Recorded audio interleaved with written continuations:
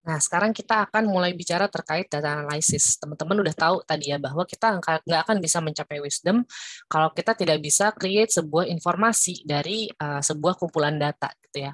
Jadi intinya yang pertama kita harus bisa lakukan adalah untuk nge-breakdown data-data tersebut, lalu kita buat mereka menjadi terstruktur.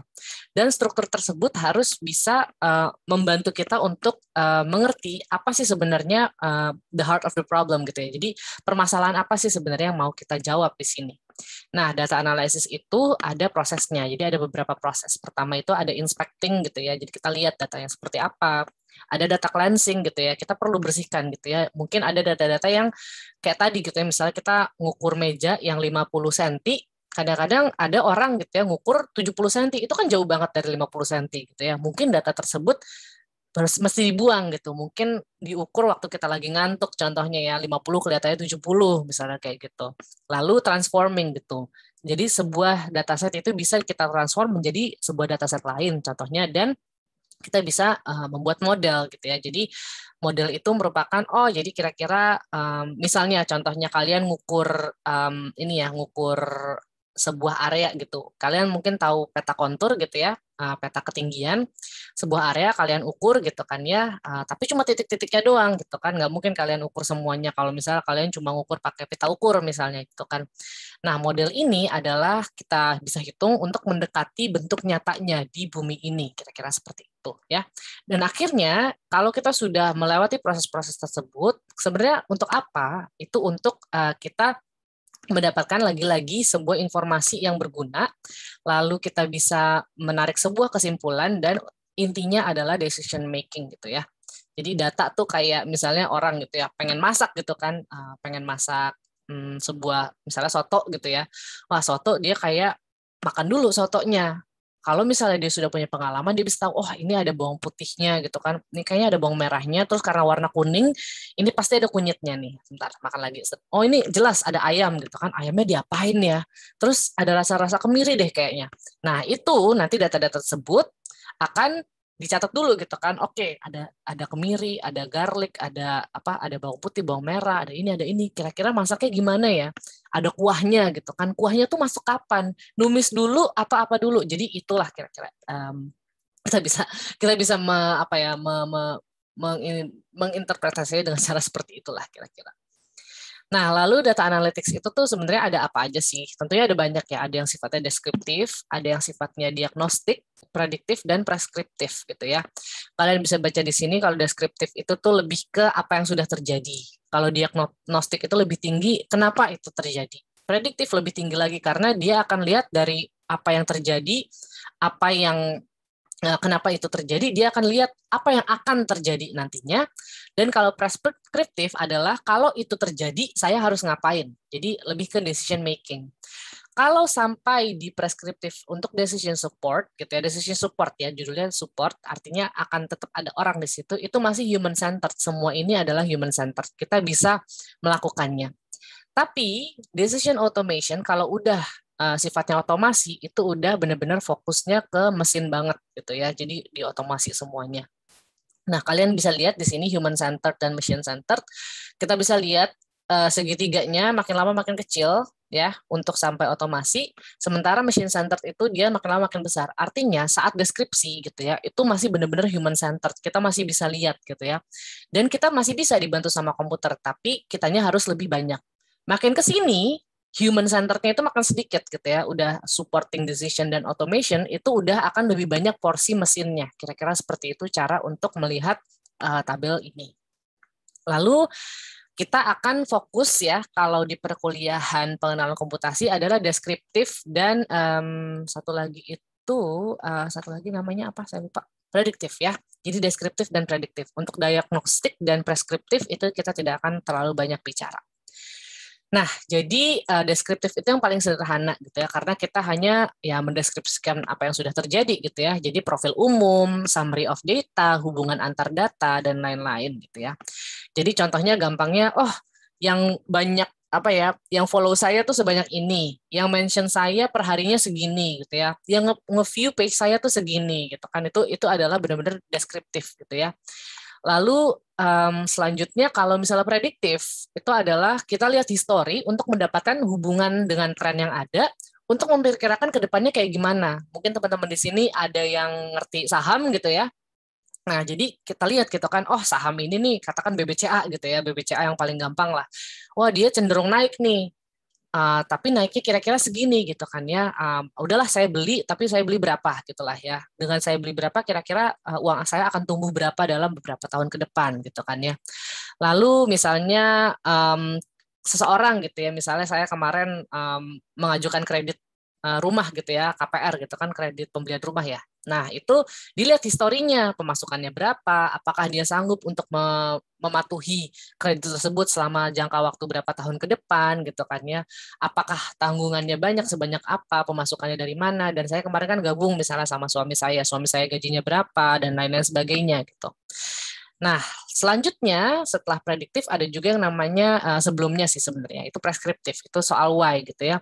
Analisis terhadap data history untuk membuat sebuah kesimpulan dan rekomendasi bagaimana sesuatu harus bisa dilakukan gitu. Jadi teman-teman tuh sebenarnya kemarin yang menentukan rute terbaik gitu ya, itu sudah merupakan sebuah preskriptif analisis gitu kan. Lalu analisis untuk travel agent gitu ya, biar harga tiketnya murah, artinya kayaknya ibu pergi tanggal segini aja gitu kan ya, itu tiketnya jauh lebih murah tapi nanti layovernya agak lebih panjang apa segala macam, jadi itu preskriptif gitu ya. Kita nggak akan ngomongin preskriptif karena apa ya, angkanya lebih sedikit dibanding yang prediktif sama deskriptif lah, kira-kira seperti itu.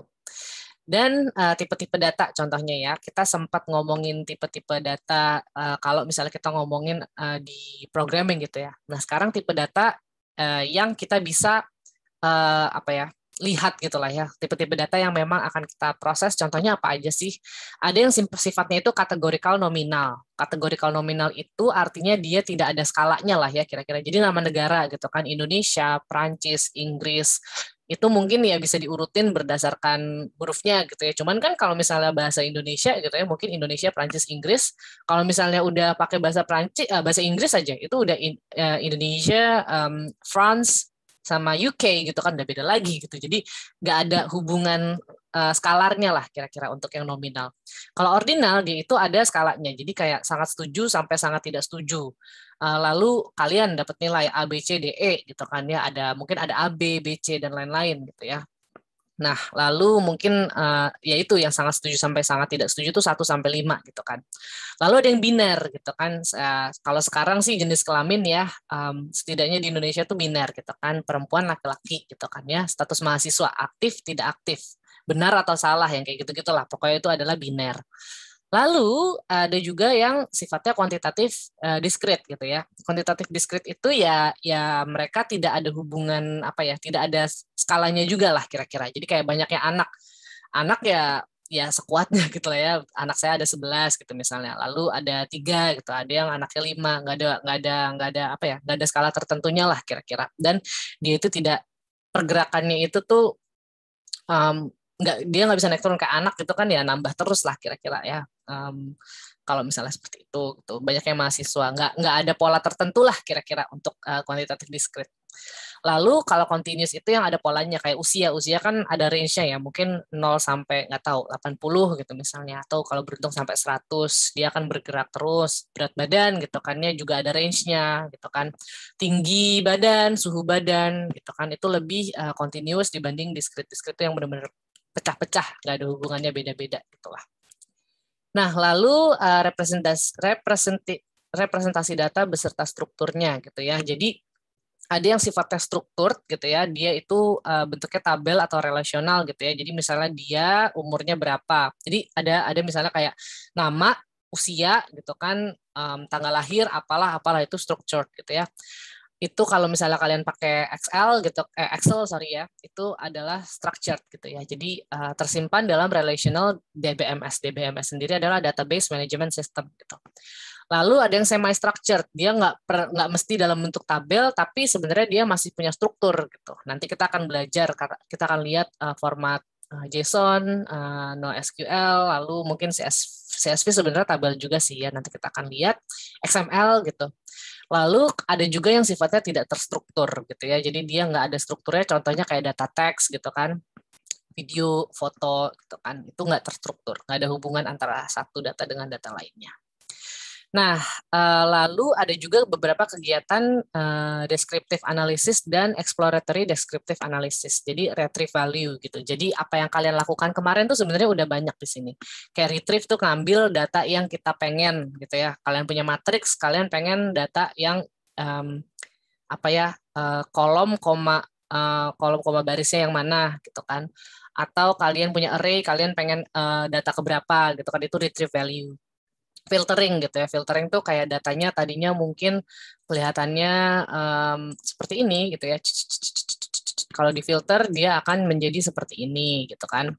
Lalu compute derived value gitu, misalnya kayak turunan-turunan datanya apa aja, extremum itu maksimum minimum gitu kan, di sort. Jadi datanya yang tadinya bentuknya seperti ini, mungkin kalau di sort jadi seperti ini ya, jadi data paling kecil hingga paling gede gitu kan.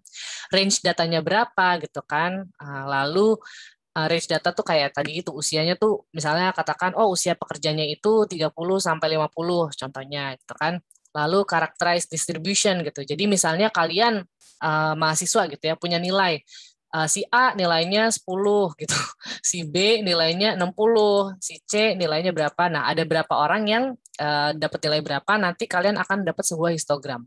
Nah, nanti tengah-tengah gitu misalnya ternyata contohnya histogram PITB kemarin ya, kata saya yang lihat, ternyata kebanyakan angka yang ada itu adalah antara 60 sampai 70. Itu paling banyak mahasiswa yang dapat angka segitu. Ada sedikit mahasiswa yang dapat 30-an, ada sedikit banget mahasiswa yang dapat 80 sampai 90-an gitu ya. Jadi itu distribusinya kita bisa bilang normal. Ternyata normalnya kalian itu di angka 60-an ini contohnya. Itu adalah characterizing distribution. Lalu menemukan anomali gitu ya. Jadi kayak kalau misalnya datanya katakan kelihatannya datanya tuh seperti ini. Kalau misalnya kita ngambil data lagi-lagi panjang meja aja gitu ya. 50, 51 paling 50 lagi, 49, 53, bla bla bla, tiba-tiba ada yang ukur 70 gitu kan. Lalu 50-an lagi. Nah, artinya ini adalah sebuah anomali yang harus kita hilangkan karena kalau enggak analisisnya bakal twing kayak gitu kan. Jadi kayak jelek gitu loh datanya. Ada sesuatu yang seharusnya tidak ada di situ. Mungkin karena ya lagi-lagi karena kalian ngantuk atau nggak bisa pakai penggaris atau apalah. Lalu korelasi data itu lebih kayak kalian punya dua data gitu ya, bahwa orang itu belajar selama berapa jam gitu kan, jam belajar dengan nilai misalnya. Ternyata korelasinya begini gitu, semakin banyak jam belajarnya nilainya semakin bagus gitu kan. Atau misalnya dia ternyata seperti ini, ada jam belajar paling efektif karena ada jam tertentu yang semakin banyak dia belajar ternyata nilainya nggak sebesar itu juga gitu kan. Jadi korelasinya tuh seperti apa antara satu data dengan data lain, dan data clustering gitu kan ya. Clustering itu seperti ini. Jadi contohnya range datanya itu sebenarnya 0 sampai 100. Kita cluster setiap berapa? Misalnya setiap 20 gitu kan ya, itu clustering. Nah, lalu ada juga di sini, oke, saya harus hapus semua. Nah, ini workflow-nya gitu ya. Sebenarnya data analysis itu ngapain aja sih? Yang pertama tentunya ada data source-nya dulu ya. Sumber datanya itu dari mana aja? Dari sebuah API gitu. Misalnya API itu, nanti kita belajar API itu apa ya. Jadi kayak semacam software untuk download data dari software lain lah, kira-kira kayak gitu. Governmental data atau log files. Nah, nanti dia akan menjadi sebuah data gitu ya, database gitu ya. Jadi data gathering, lalu dia akan di cleaning gitu ya. Jadi akan ada jelas sekarang range-nya berapa, yang udah ada yang dibuang gitu kan. Jadi udah clean lah datanya, udah benar-benar data yang bisa digunakan, lalu akhirnya mereka akan masuk ke sebuah database. Dari database ini akan ada data analysis, apapun itu, masuk lagi ke database, dan akhirnya untuk representasi kita akan bisa membuat sebuah visualisasi dalam bentuk grafik, dalam bentuk peta. Grafik juga bisa grafik yang bar, bisa grafik yang pie chart gitu kan, bisa dalam peta area dan lain sebagainya. Kurang lebih inilah yang akan kita lakukan pada proses pengenalan data analysis ini. Nah, lalu Anda juga tentunya harus nge-store data-data tersebut gitu ya. Kalian tuh nyimpennya di mana? Nah, repository itu harus disimpan secara persisten ya, tetap untuk mengelola kumpulan data tersebut. Jadi bisa dalam bentuk file gitu kan, CSV itu adalah comma separated value gitu ya, email, ada database gitu kan, ada misalnya kayak kalian punya Google Drive gitu kan, directory services itu, dan distributed data store gitu. Jadi kalian bagi-bagi, ada yang kalian taruh di komputer, ada yang taruh di hard disk, ada yang ditaruh di flash disk, dan lain-lain. Nah, kalau data gathering itu adalah proses di mana kita akan mengumpulkan data dari berbagai sumber gitu ya. Nah, jadi ada yang sifatnya transaksional data, ada yang sifatnya itu log files, gitu kan. Log files itu tuh kayak dia itu misalnya banyaknya klik per hari gitu dalam sebuah website gitu kan ya. Lalu ada API gitu kan ya, itu adalah sebuah aplikasi khusus yang disediakan untuk mendownload data dari website lain contohnya. Lalu ada juga online datasets gitu ya. Jadi kita bisa ngambil data-data yang sudah sifatnya online. Dan terakhir kita akan juga mengenal berbagai format data. Nah, saya rasa untuk format data ini kita ketemu di sesi selanjutnya saja, karena sesi ini juga udah cukup panjang. Sampai nanti.